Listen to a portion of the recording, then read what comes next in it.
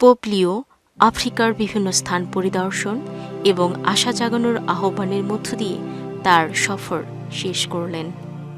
Vatican সংবাদ অনুযায়ী তিনি আফ্রিকার গিনির বাতা শহরের একটি ফুটবল স্টেডিয়ামে 10,000-এরও বেশি খ্রিস্ট ভক্তদের সাথে একাত্ম হন। পোপের এই আগমনকে কেন্দ্র করে যুবক যুবতী সহ সকল খ্রিস্ট ভক্তদের মধ্যে এক আনন্দময় এবং উচ্ছ্বাসপূর্ণ পরিবেশ সৃষ্টি হয়। পোপ তার বক্তব্য প্রদানকালে যুবক যুবতীদের প্রাণ শক্তির প্রশংসা করেন। তিনি বলেন, এখানে সবচেয়ে উজ্জ্বল আলো হলো তোমাদের চোখে, মুখে, হাসিতে এবং গানের মাধ্যমে যে আলো প্রকাশ পাচ্ছে সেটাই হলো তোমাদের হৃদয়ের প্রকৃত আলো। তোমাদের এই আলোর মধ্য দিয়ে তোমরা সমাজে ঐক্য এবং পারস্পরিক মিলন ঘটাতে পারবে।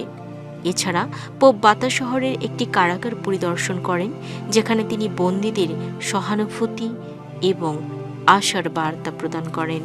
বন্দীদের কঠিন পরিস্থিতির কথা স্বীকার করে তিনি তাদের মনে করিয়ে দেন যে তারা ঈশ্বরের চোখে এখনও মূল্যবান। তিনি বলেন, ঈশ্বরের ভালোবাসা থেকে কেউই বাদ যায় না।